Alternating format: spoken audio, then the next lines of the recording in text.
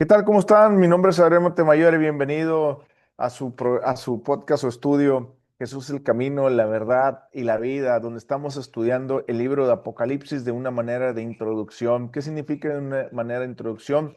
No es algo tan exhausto, no es algo tan profundo, pero tampoco es algo tan superficial, sino que nosotros estamos hablando lo que es el Apocalipsis, estudiándolo, escudriñándolo un poquito, como las primeras, pasándolo superficial un poquito, digámoslo, unas dos, tres capitas hacia abajo, por así decirlo, pero aún todavía falta mucho por estudiarlo. Pues bueno, ya vamos en la parte uno, 2, 3, 4. Vamos en la parte 4, que es el capítulo 4. Si Dios nos lo permite, hoy vemos el capítulo 4 y el capítulo 5, que entre los dos son cerca de 25 versículos, que normalmente es lo que tocamos en un estudio. Y si Dios nos da permiso, pues bueno, avanzamos el capítulo 4 y el capítulo 5. Si no, cerraremos solamente el capítulo 4. ¿Ok?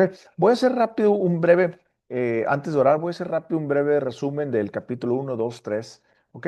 Bueno. El capítulo 1 nos marca que Jesucristo es el que le está dando la revelación a Juan y le está diciendo que con muchas evidencias o que él está marcando en el capítulo 1 que él es el alfa y el omega, está marcando que él es el principio y el fin y está marcando que él es el Señor de las iglesias y de todo. Entonces se presenta Jesucristo como la máxima autoridad de la iglesia. ¿Ok? Bueno, eso es lo que trata el primer capítulo, como quien dice, donde Juan vio una visión, donde vio al Hijo del Hombre, que es Jesucristo, que Jesucristo se presenta como la máxima autoridad, aquel que tiene las 7 estrellas y los 7 candelabros, que las 7 estrellas son los 7 ángeles que estaban en aquel entonces custodiando esas iglesias, y las 7 iglesias, pues son las 7 iglesias que vamos a ver ahorita a continuación en un rápido resumen. El capítulo 2 nos habla acerca de las primeras 4 iglesias que había en aquel entonces en el mundo de Asia Menor. Hay diferentes formas de pensar, como les he dicho, una de las formas de pensar se cree que eh, este mensaje de las 7 iglesias era mensaje solamente enfocado para esas iglesias en ese tiempo. Hay otra forma de pensar que estos mensajes de las 7 iglesias son atemporales, es decir, son para en cualquier momento, tanto como para aquellas iglesias, como para las iglesias que estuvieron en medio, como para nosotros ahorita y como las demás iglesias que vendrán. Hay otra forma de pensar, otra doctrina en la que los teólogos dicen que este mensaje de las 7 iglesias son para iglesias futuras. Pero bueno, si ya es el futuro, nosotros somos las últimas iglesias porque ya estamos en los últimos tiempos. ¿Cómo se dice? El inicuo, el hombre de pecado o el anticristo ya está pronto a manifestarse. Este es mi punto de vista muy particular. Yo no creo que tarde más de 10 a 15 años en aparecerse este anticristo. Así es que, pues bueno, entonces está hablando también para la última iglesia. También hay una doctrina que dice que las iglesias representan a cada época de la iglesia. Por ejemplo, la primera iglesia representa a la iglesia establecida por los apóstoles, que la iglesia de Éfeso, la segunda iglesia de Esmirna representa a la persecución que hubo, etcétera, etcétera, etcétera, ¿no? Y que la última iglesia, la iglesia de la Odisea, es la iglesia de los últimos tiempos, o sea, nosotros en la que estamos viviendo. Y pues si te das cuenta rapidísimo, a la iglesia de Efeso le dice, has dejado tu primer amor. Dios siempre nos recuerda que Él es lo único y debe ser el todo de nuestra vida, que si Él nos el todo de nuestra vida, se llama idolatría lo que tengamos y la Biblia nos dice que nos tenemos que arrepentir si Jesús no es el todo de nuestra vida. Yo te voy a decir rápidamente, porque esto ya lo vimos hace unas semanas atrás, pero en mi corazón Dios me está hablando ahorita y me está diciendo que te diga así como quien dice,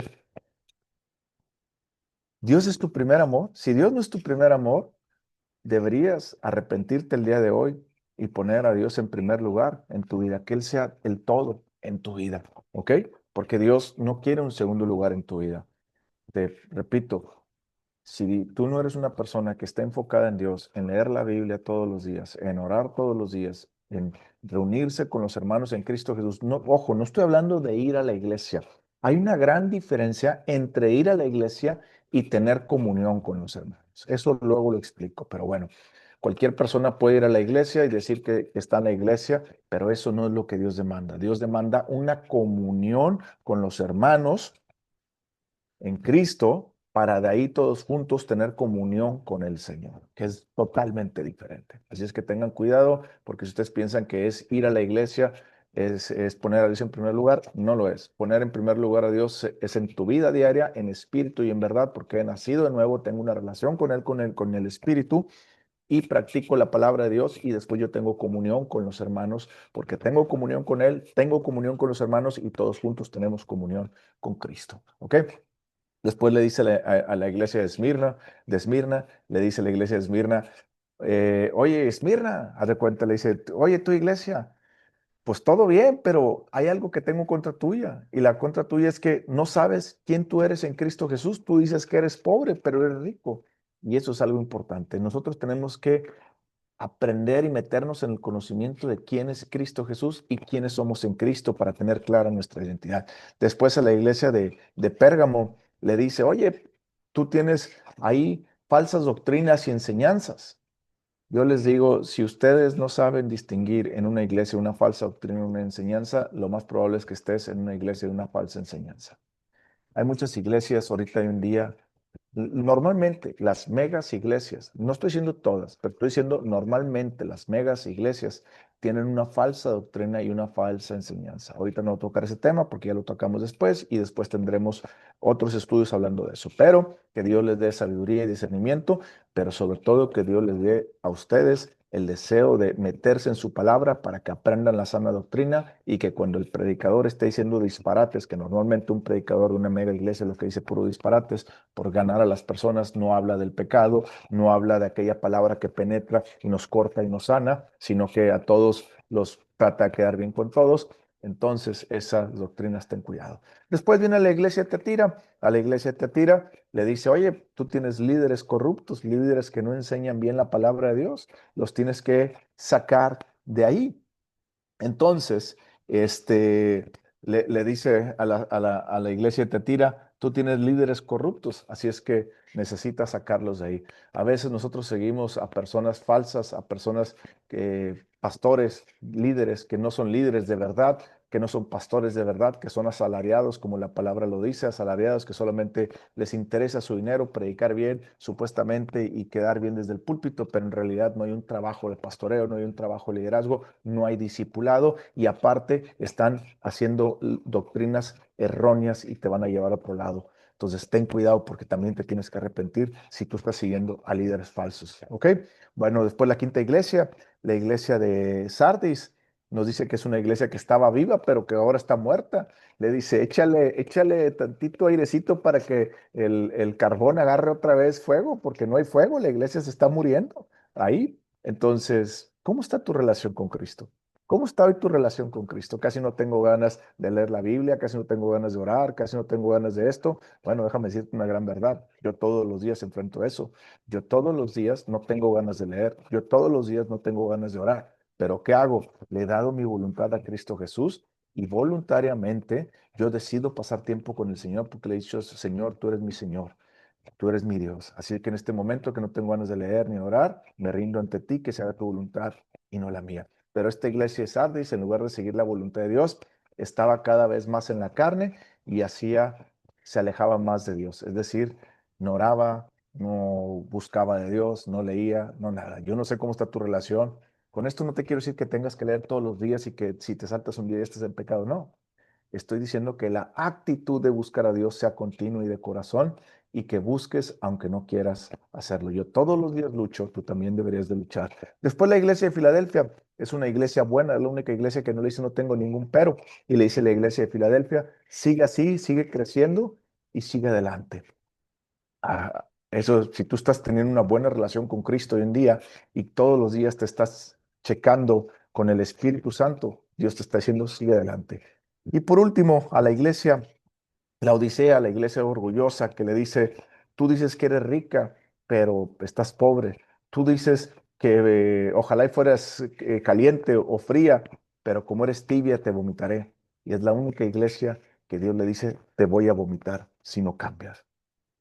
Eso es algo difícil. ¿Qué quiere decir eso? Bueno, en la iglesia de la Odisea había muchas personas que hacían muchas actividades para Dios pero no había un cambio verdadero en sus vidas. Hacían muchas actividades para Dios y tenían de todo. Era una iglesia muy, muy rica, como hoy en día las megas iglesias tienen guarderías, tienen aire acondicionado, tienen todo, tienen muchas cosas y aún así la persona no iba a gusto a buscar al Señor porque en su corazón nunca iban con la actitud necesaria, a pesar de todas las cosas y comodidades que tenían en esa iglesia y a pesar de que decían, pues no, nada me falta, yo estoy bien. La iglesia de Jesucristo les dice, arrepiéntete porque yo estoy a la puerta, toco tu corazón y te estoy diciendo que aquí estoy. Si abre la puerta, cenaré contigo y entraré contigo. Ojo, esto no se lo está diciendo a una iglesia, perdón, a inconversos, se lo está diciendo a una iglesia que ya habían dejado fuera al Señor, porque el Señor si está tocando la puerta es porque está fuera.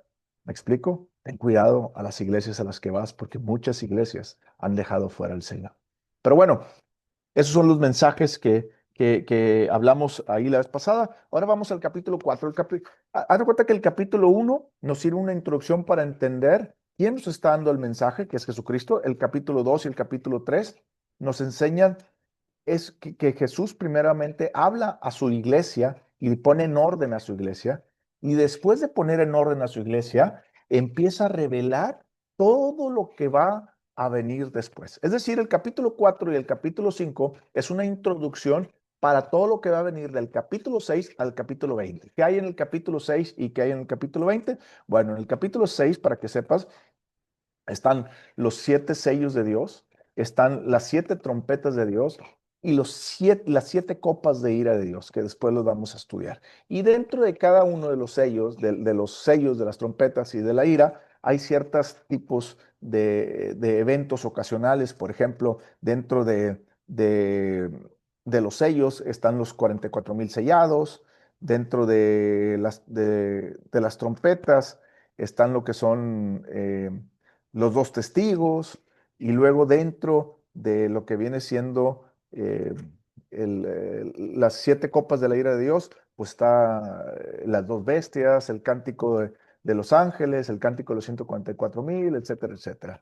Bueno, entonces vamos a empezar en el capítulo 4. El capítulo 4 es una introducción junto con el capítulo 5 para todo lo que viene para el capítulo 6 al capítulo 20, ¿ok? Y el capítulo 4 nos enseña una sola cosa, bueno, 2 cosas que son grandísimas. La primera es que Dios está en el trono y lo segundo, que Él es digno de toda adoración. Es decir, la tierra tiene un trono y ese trono es de Dios.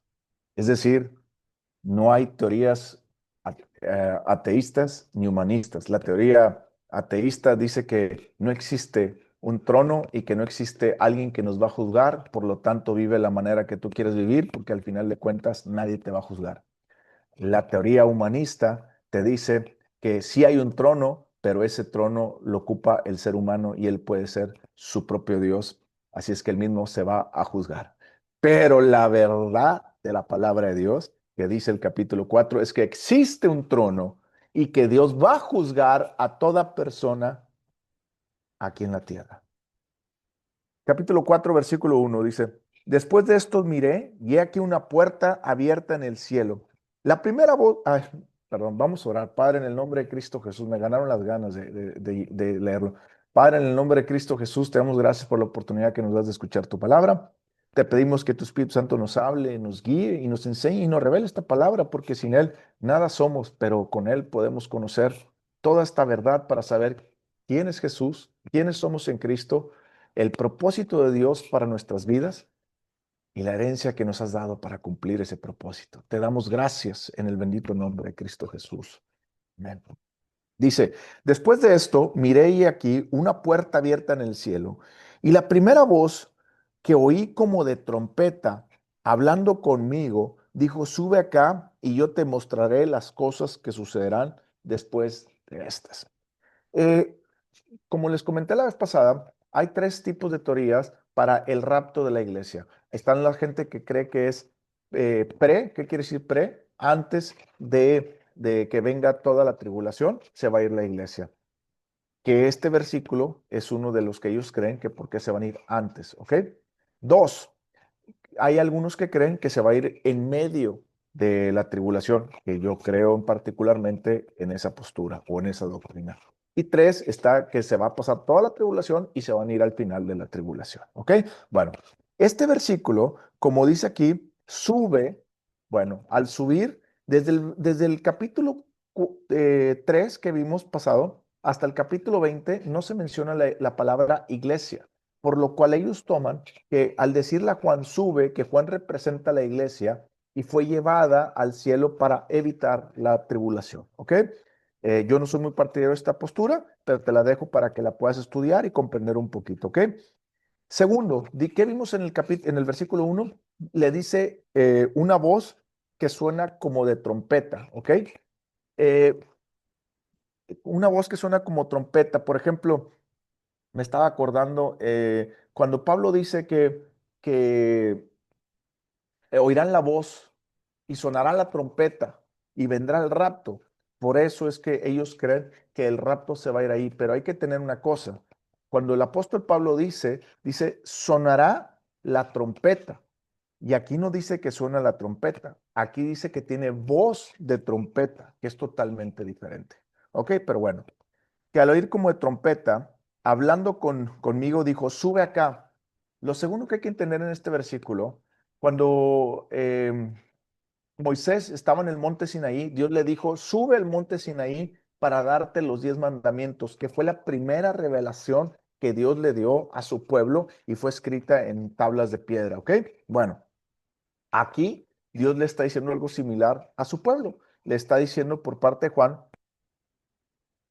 sube acá porque te voy a dar una revelación de lo que va a pasar al final de los tiempos, ¿ok? Bueno, segundo dice, yo te mostraré las cosas que sucederán después de estas. Si te das cuenta, Dios le está diciendo a Juan, Juan, yo te voy a llevar a que veas esta revelación. Lo segundo que quiero que entiendas, dice ahí, después de esto miré y he aquí una puerta abierta en el cielo y la primera voz que oí, ¿qué significa la primera voz? Ok, si vamos a Apocalipsis capítulo 1, versículo 10, que lo vimos hace un par de semanas, dice, yo estaba en el Espíritu en el día del Señor, y detrás de mí una gran voz como de trompeta. Entonces, Juan está diciendo que la persona que le habló en el capítulo 4, versículo 1, es la misma que le habló en capítulo 1, versículo 10, o sea, nuestro Señor Jesucristo. ¿Ok? Dice ahí, versículo 2, al instante yo estaba en el Espíritu, y aquí un trono establecido en el cielo y en el trono uno sentado.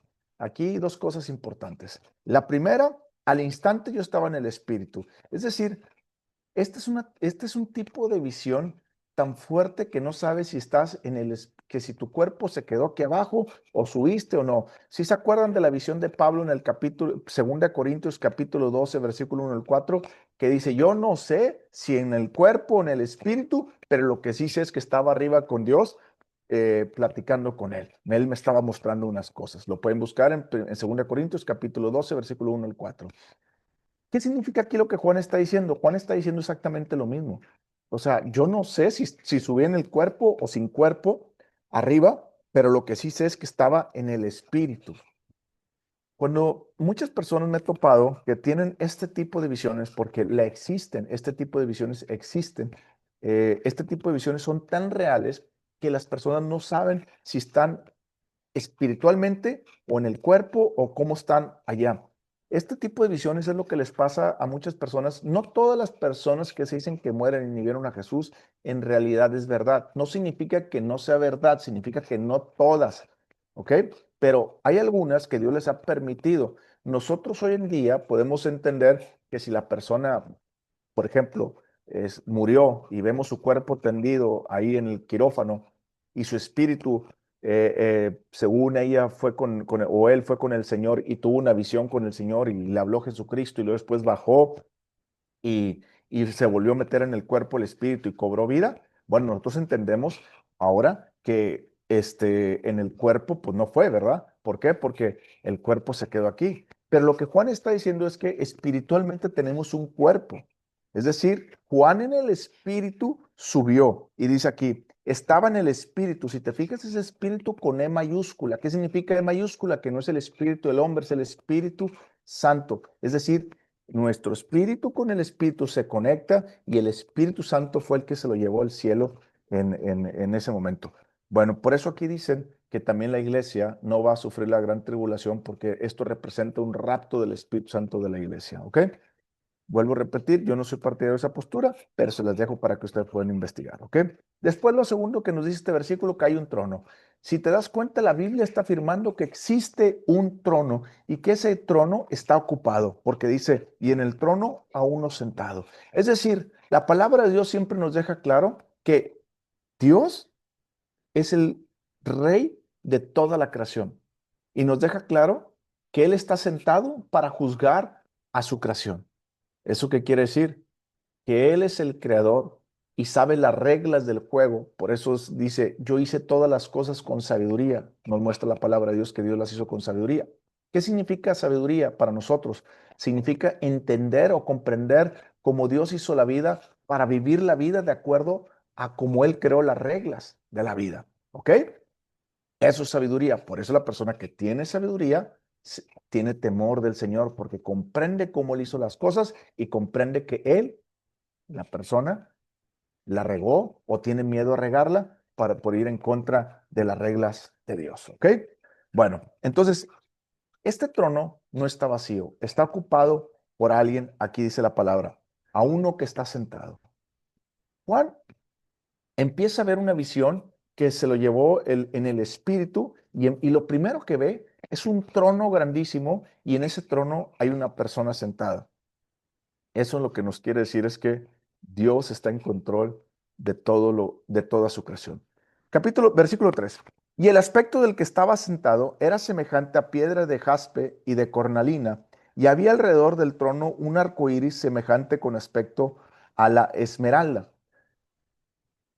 Aquí la palabra jaspe no es la palabra que nosotros, o no es la piedra jaspe que hoy en día tenemos.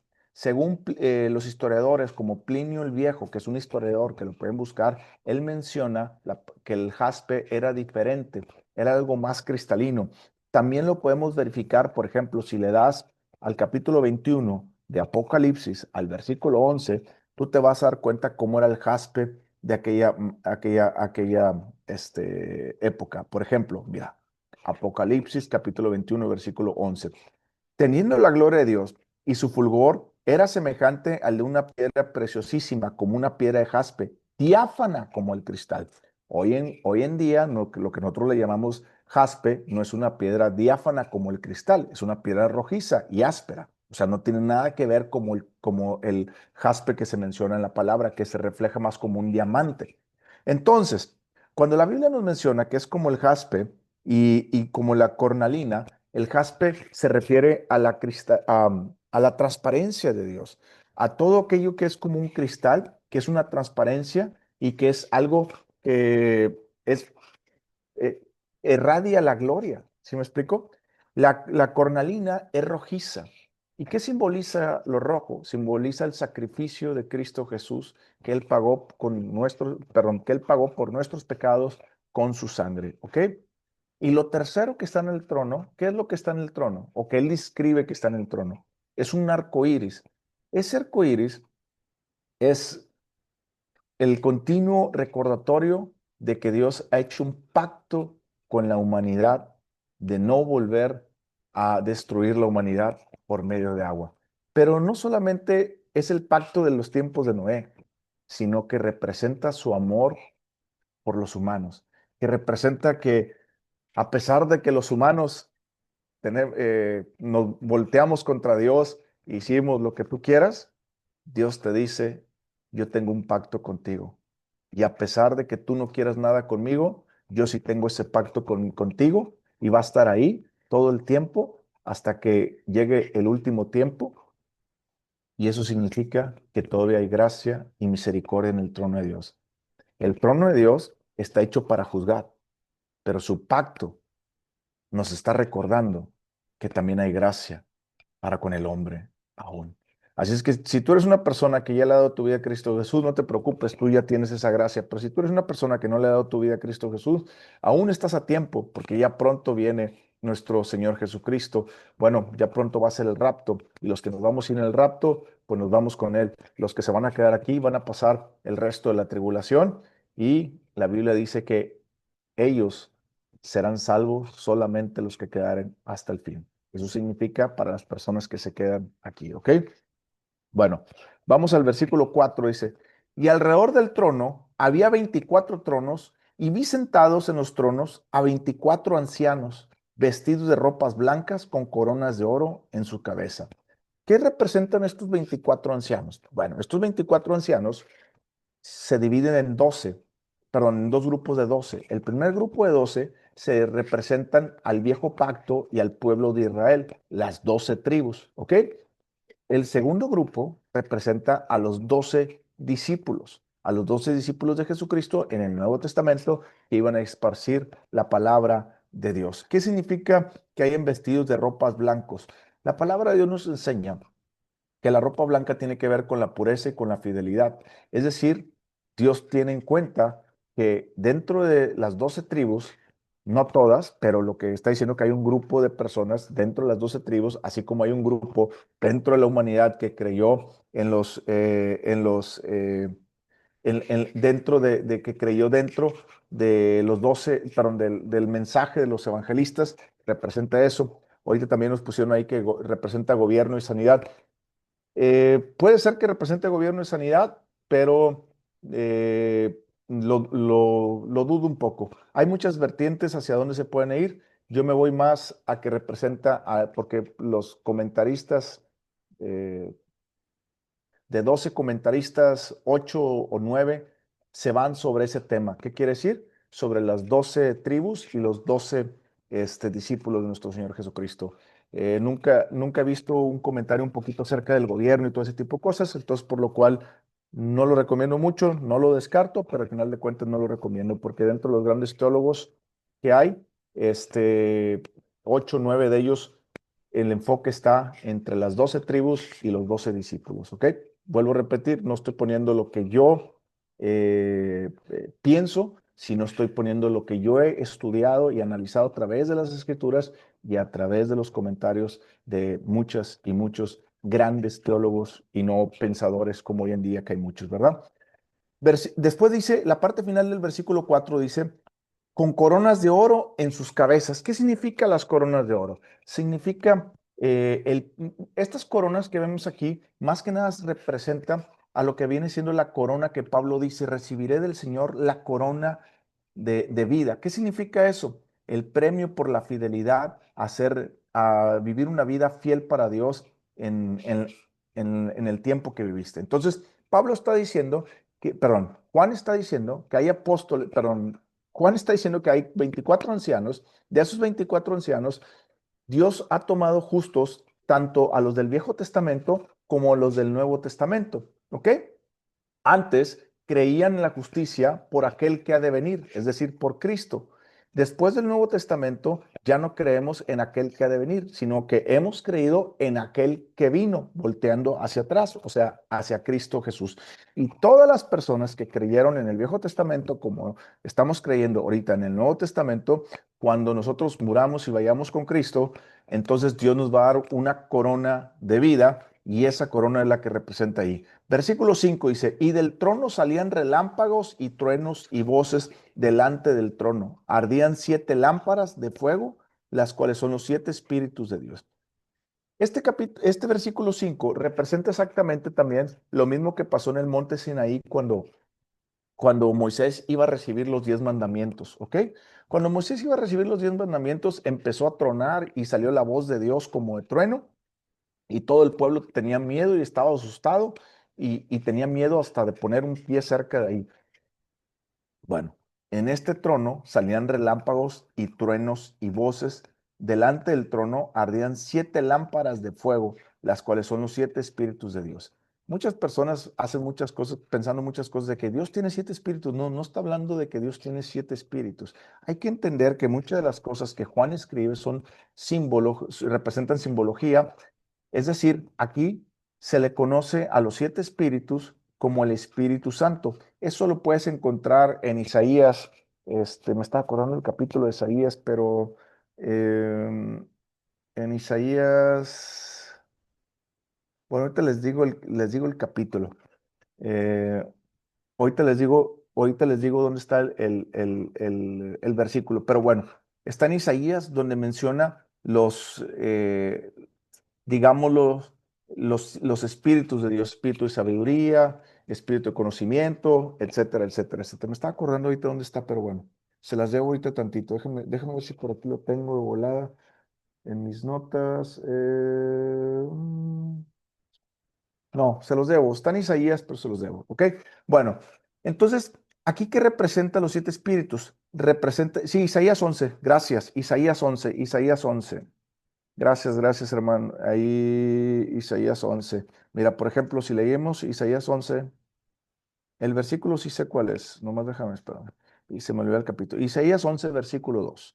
Dice, y reposará sobre él espíritu de Jehová, va uno, espíritu de sabiduría, van dos, espíritu de inteligencia, van tres, espíritu de consejo, van cuatro, espíritu de poder, van cinco, espíritu de conocimiento, van seis, y de temor y espíritu de temor de Jehová, van siete. Entonces, lo que aquí representa, la simbología representa al Espíritu Santo. Entonces, ¿qué está diciendo ahí? Está diciendo que del trono salían relámpagos y de trueno voces. Es decir, que es el mismo Dios del Viejo Testamento y del Nuevo Testamento, ¿ok? Perdón, y delante de él ardían 7 lámparas de fuego, las cuales son los 7 espíritus de Dios. Es decir, estaba el Espíritu Santo en presencia de Dios. Igual que el Espíritu Santo, Jesucristo y Dios Padre son uno mismo, está diciendo que estaba el Espíritu Santo en presencia. Versículo 6. Y delante del trono había como un mar de vidrio semejante al cristal, y junto al trono y alrededor del trono, 4 seres vivientes llenos de ojos delante y detrás. Este tipo de muchas personas, por ejemplo, eh, pueden pensar que es mucha simbología, como ahorita me pusieron ahí. Sí, el libro de Apocalipsis tiene mucha simbología que si no aprendemos a dividir bien la simbología, pensamos que todo es simbólico o nada es simbólico. Y hay que entender muy bien que para comprender todos los textos hay que tener una buena hermenéutica, que es el estudio correcto de los versículos, de los capítulos y el estudio correcto de los libros y en general de la Biblia. Entonces, a veces nosotros cometemos los errores de interpretarlos a nuestra manera, pero la Biblia nunca es de interpretación privada, ¿ok? Por eso hay que estudiarla y hay que crecer en esa revelación.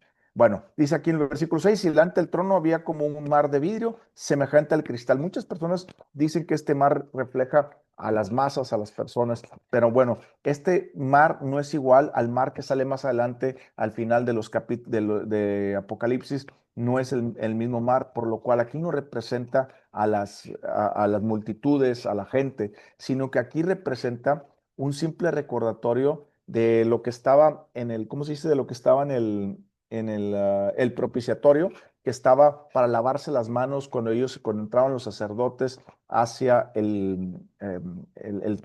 perdón, al lugar santísimo. ¿Qué quiere decir eso? Que delante de Dios también hay que recordar una cosa, que Dios le dijo a Moisés, haz las cosas como las observaste que están en el cielo. Entonces, eso quiere decir que la forma en que estaba diseñado el tabernáculo en la época de Moisés y como estaba diseñado también el templo de Salomón, es un diseño que viene desde el cielo. Es decir, lo mismo que se vio en el cielo es lo mismo que lo mismo que vieron ellos, es lo mismo que tenían que hacer, ¿ok? Bueno, dice, y delante del trono había como un mar de vidrio semejante al cristal junto al trono y alrededor del trono 4 seres vivientes llenos de ojos delante y detrás. Muchas personas, ahorita vamos a ver un poquito más acerca de los seres vivientes. Esto de los seres vivientes es la misma visión que Ezequiel vio en Ezequiel capítulo 1, versículo 4 y también en Ezequiel capítulo 10. Él está hablando acerca de los mismos seres vivientes que mencionó Ezequiel.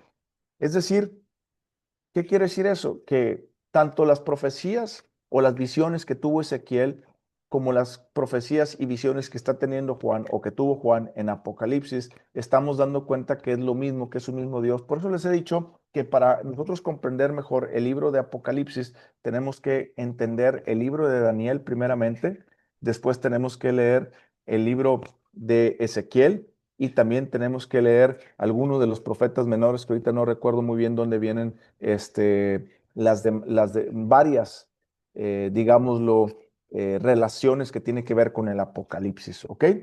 Bueno, versículo 7. El primer ser viviente era semejante a un león, el segundo era semejante a un becerro, y el tercero tenía un rostro como de hombre, y el cuarto era semejante como un águila volando. ¿Qué significa esto? Bueno, muchas personas piensan que estos seres vivientes que representaban tener una simbología de los cuatro evangelios, es decir, que el evangelio, por ejemplo, el evangelio de León, no recuerdo ahorita si era el de Mateo o de quién, pero bueno, que cada evangelio tenía una representación. Esa es una. Dos, dice también, muchas personas he escuchado también que dicen que este tipo de simbología acerca de un león, de uno que tiene una cara de becerro, otro cara de hombre y otro cara de águila, que representa a cómo Dios nos usa a las personas que predicamos la palabra, que a veces somos como león y a veces somos como cordero más mansos y a veces tenemos una visión como la del águila para ver las cosas, discernir las cosas espirituales y todo eso. Esto es algo que los teólogos han puesto dentro, pero yo creo verdaderamente que esto simboliza más a lo que una tradición judía que tiene que ver con el posicionamiento de las tribus. Es decir, cuando se ponía el tabernáculo, cuando el pueblo de Israel estaba en el desierto y el tabernáculo se establecía, eran cuatro frentes, el de, digámoslos, el del norte, el del sur, el del este y el del oeste. Entonces, si eran 12 tribus, dividían las 12 tribus entre cuatro bloques. Y cada tribu, que era la tribu principal de cada uno de los bloques, era la que le levantaba un estandarte y dentro de ese estandarte pues estaba el símbolo de esa tribu. Por ejemplo, Judá es el símbolo de león. Efraín, que era el estandarte de otro lado, era el becerro. Rubén, que era la tribu de Rubén, era el estandarte también. Y la de Dan era la del águila. Yo lo que creo, esto es algo, porque como el libro Apocalipsis está lleno de mucha símbolos que hay que entenderlos correctamente, que aún muchos de ellos no se explican tan a fondo, lo que yo creo verdaderamente es que está el tabernáculo de Dios en medio, y en medio perdón, está el trono de Dios, y en el trono de Dios están estos seres que Ezequiel los llama como querubines, y lo que está diciendo el Apocalipsis es que estos seres vivientes tienen una inteligencia o están puestos ahí por Dios para recordar que toda la creación Él la hizo y que toda la creación debe de adorarlo. Veamos lo que dice el versículo 8. Y los cuatro seres vivientes tenían cada uno 6 alas y alrededor y por dentro estaban llenos de ojos perdón, no cesaban día y noche de decir, Santo, Santo, Santo es el Señor Dios Todopoderoso, el que era y el que ha de venir. Si te das cuenta, en el versículo 8 ya empieza a decirnos un poco la función de esos ángeles, o esos querubines, perdón. Esos querubines, como Ezequiel los describe como querubines, eran personas que estaban delante del trono de Dios diciendo siempre, Santo, Santo, Santo. Los judíos mencionaban la palabra 3 veces. Cuando ellos mencionaban 3 veces algo como esto, Santo, Santo, no significa como hoy día piensan la mayoría de los cristianos que es para el Padre, el Hijo y el Espíritu Santo. No, para ellos es un superlativo. ¿Qué significa un superlativo? Significa que ellos, eh, perdón, estaba leyendo un comentario. 4 es el número de hombre porque es número imperfecto. Ese es el 6. Pero bueno, vamos a continuar. Dice, y los cuatro seres vivientes, estos cuatro seres vivientes no cesaban día y noche de darle gloria al Señor. Por eso decían santo, santo, santo. Cuando los judíos utilizaban 3 veces una palabra, es un superlativo. ¿Qué significa superlativo? para decir es lo más santo sobre lo más santo. Es decir, para ellos no existe la palabra lo más santo de lo más santo. Para ellos tenían que decir santo, santo, santo. Y eso significa lo que podíamos traducir para nosotros lo más santo de lo más santo. ¿Ok? Bueno, entonces, fíjate, quiero que entiendas una parte aquí. Si los seres vivientes tenían cada uno 6 alas y alrededor por dentro estaban llenos de ojos, no cesaban día y noche de decir, Santo, Santo, Santo es el Señor, Dios Todopoderoso, el que era, el que es y el que ha de venir. ¿Por qué nosotros no tomamos una actitud de adoración? Si estos ángeles, que la Biblia los demuestra, perdón, estos querubines, porque Satanás también era un querubín, era uno de estos querubines, y la Biblia menciona que Satanás se salió de su lugar y Dios lo transformó en la prisión de demonio, ¿ok?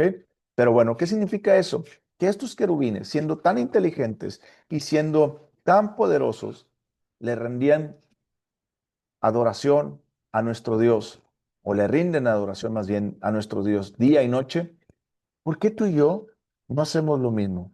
¿Por qué tú y yo no aprendemos a cantarle, adorarle a nuestro Dios día y noche? ¿Por qué tú y yo no pasamos más tiempo adorándole?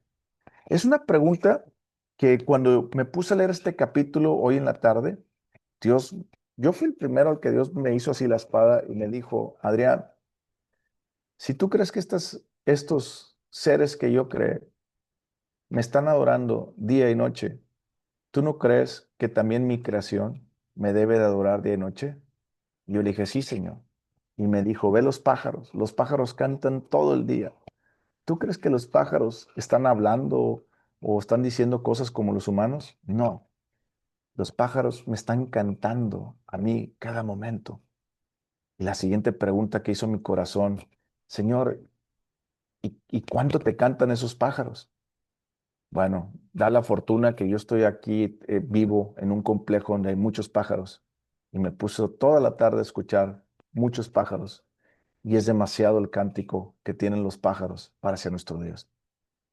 Cuando volví a tomar ese momento de reflexión con Dios, Dios empezó a hablar a mi corazón y me dijo, Adrián, quiero que aprendas a ser como ellos. Quiero que aprendas a adorarme en cualquier momento y en cualquier circunstancia. Dice, la mayoría de los cristianos me adora porque quiere algo de mí, pero mi creación y estos querubines no me adoran porque quieren algo de mí, me adoran por quién soy yo. Es decir, cuando nosotros no tenemos una visión de quién es Dios y quién es Él, nosotros nos da igual adorar de una forma o no. Pero estos ángeles o estos querubines saben quién es Dios, tienen una visión de quién es Dios, tienen un conocimiento de quién es Dios. Lo que nos falta a ti y a mí es mayor conocimiento. Una vez fueron unas personas a nuestra iglesia. Nosotros cantamos como 3 o 4 canciones en nuestra iglesia. Y fueron una vez unas personas y nos dijeron, oye, todo muy bonito, muy padre, pero aquí adoran mucho, cantan mucho, aquí cantan como media hora a Dios. Y pues no estamos acostumbrados a cantarle tanto a Dios. Nosotros cantamos una canción y listo, 5 minutos y se acabó. A veces pensamos que ir a la iglesia es cantarle a Dios, o una parte de ir a la iglesia es cantarle a Dios o cantar cualquier tipo de canción. Quiero que entiendas una cosa. Si tú solamente le cantas a Dios cuando vas a la iglesia, no tienes una visión correcta de quién es Dios.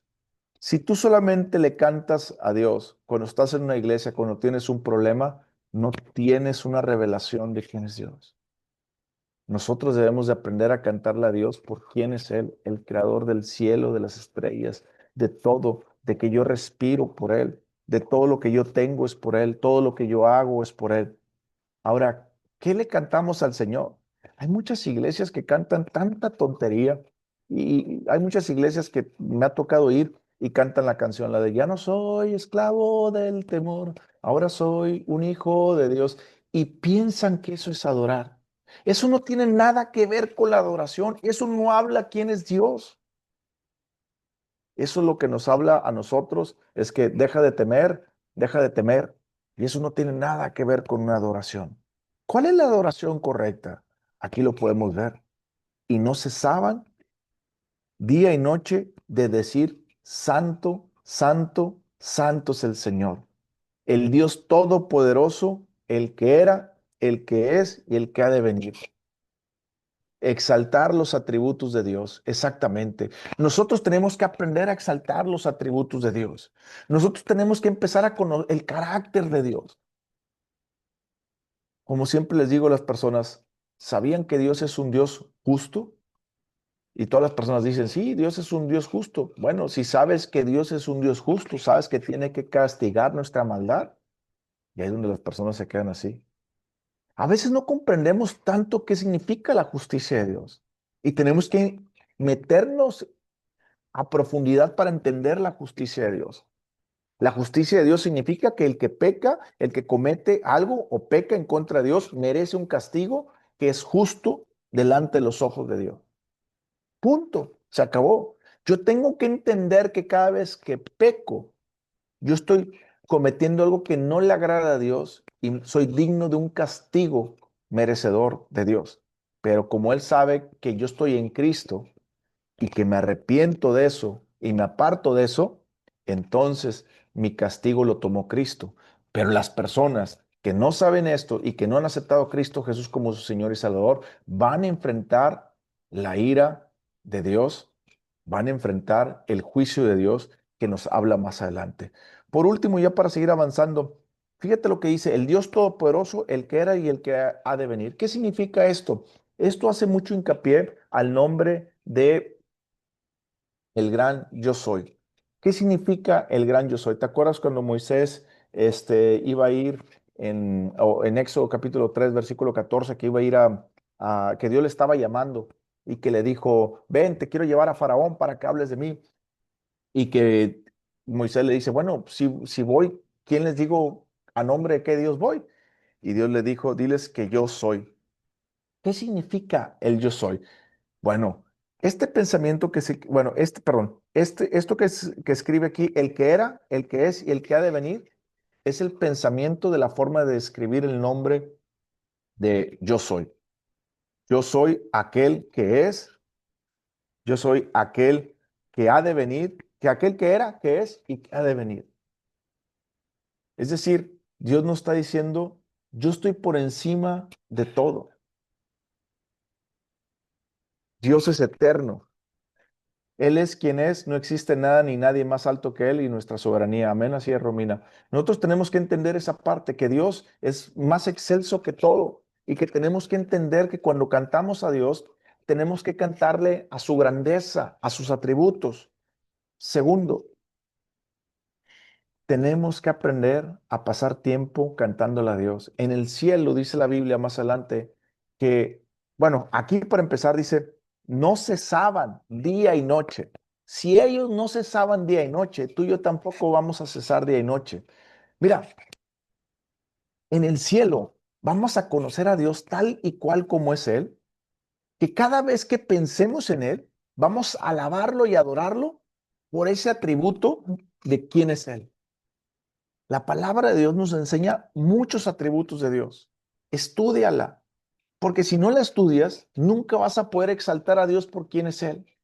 Por eso es necesario que aprendas a estudiar la palabra de Dios, a conocer bien quién es Dios, conocer sus atributos, para que tú puedas entender y empezar a alabar a Dios día y noche. Pastor, tengo que estar las 24 horas. No, no te estoy diciendo que tengas que estar las 24 horas, pero lo que te quiero decir es que en el cielo sí vamos a estar alabando a Dios cada momento. Entonces, practiquemos aquí en la tierra con nuestra voz.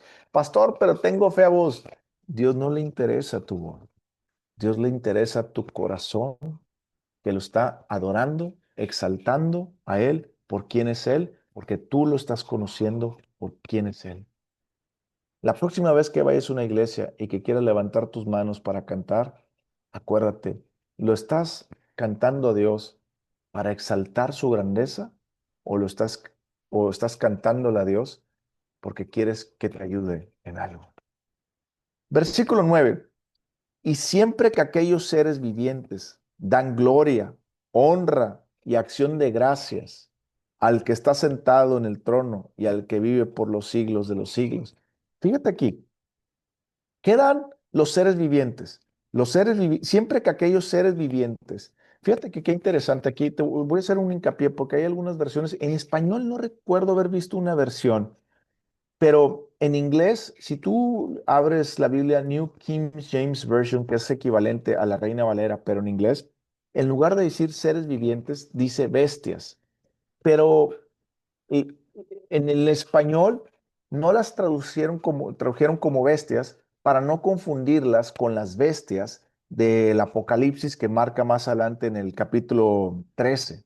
Es por eso que quitaron la palabra bestias y pusieron una mejor traducción que es estos seres vivientes.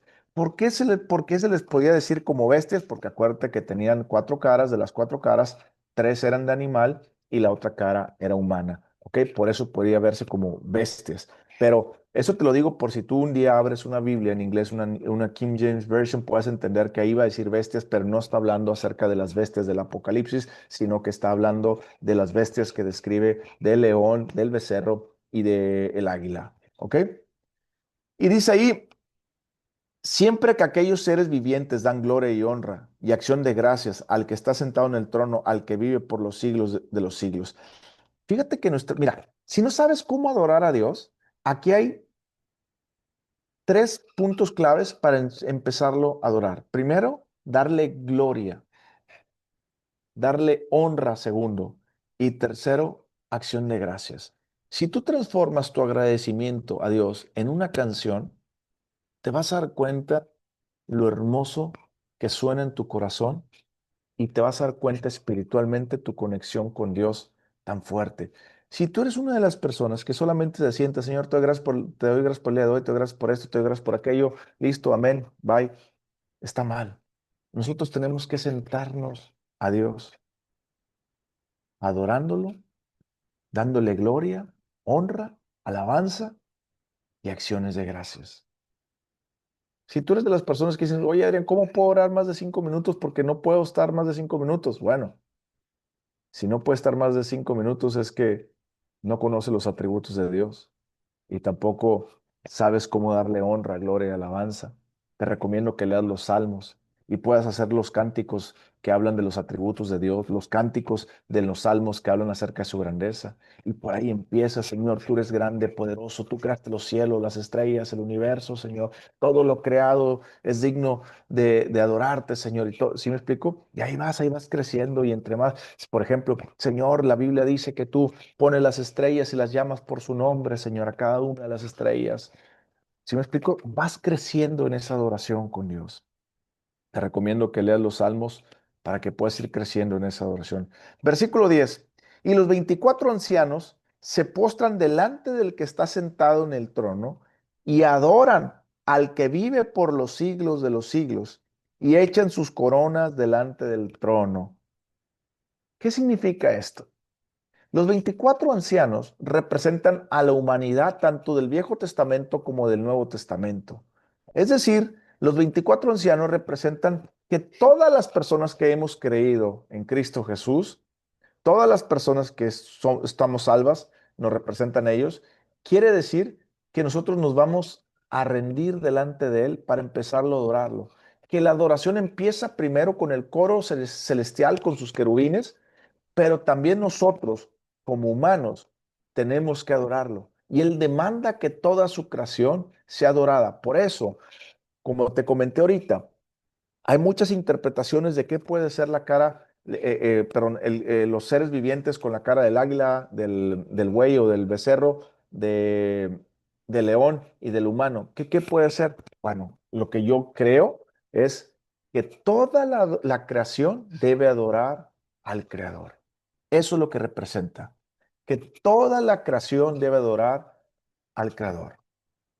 Entonces, eso es lo que yo creo y eso es según la postura de todos los teólogos que he podido estudiar, la que a mí más creo yo que representa. Tú puedes estudiar otras teologías, otras doctrinas acerca de esto y puedes buscar cuál es la que Dios te está hablando. Pero en realidad yo creo que representa que toda la creación debe adorar a Dios. ¿Por qué? Porque en el capítulo 4 y esto se llama hermenéutica. ¿Qué es hermenéutica? Bueno, ¿qué trata el capítulo 4? Que existe un trono. ¿Ok? ¿Qué más trata el capítulo 4? Que se le debe dar adoración. ¿Quién está dando adoración? Los querubines, los 24 ancianos y toda su creación. ¿Me estás entendiendo? Entonces yo no puedo salirme de una interpretación en ese capítulo que sea totalmente diferente. ¿Comprende? Eso se llama hermenéutica.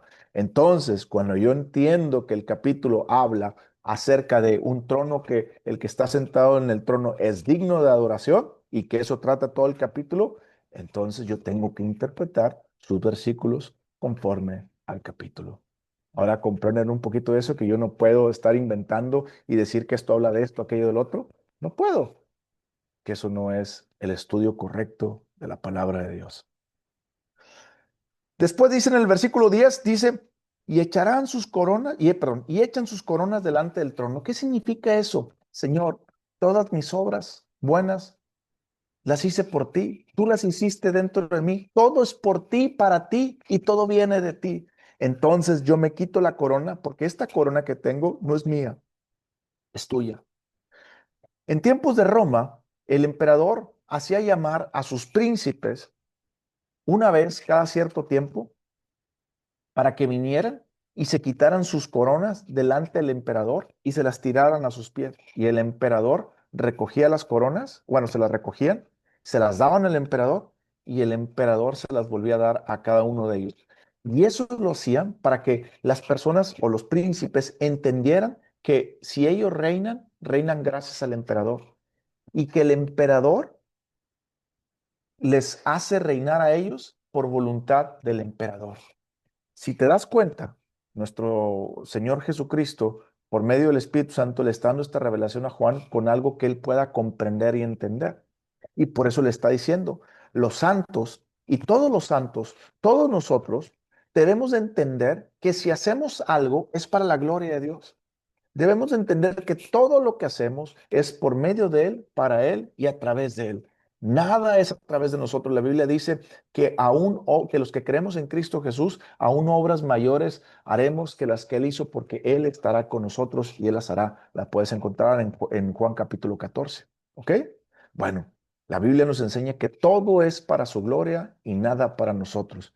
Quitarse la corona es reconocer que Dios es el creador de todo y Él merece alabanza y adoración, y que no hay nada que yo pueda hacer, así pueda hacer como Billy Graham, ganar a millones de personas para Cristo. También Billy Graham se tiene que quitar la corona y rendírsela a los pies de Dios. Versículo 11. Voy a leer la parte final del 10.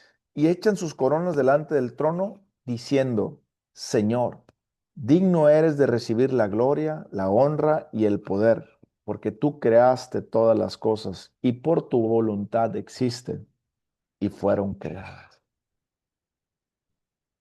Ya para cerrar, yo creo que nos vamos a hacer el capítulo 4. Ya para cerrar, ¿qué habla el capítulo 4? Que existe un trono de Dios y que el que está sentado en el trono es digno de merecer la honra y la gloria, porque Él es el creador de todas las cosas.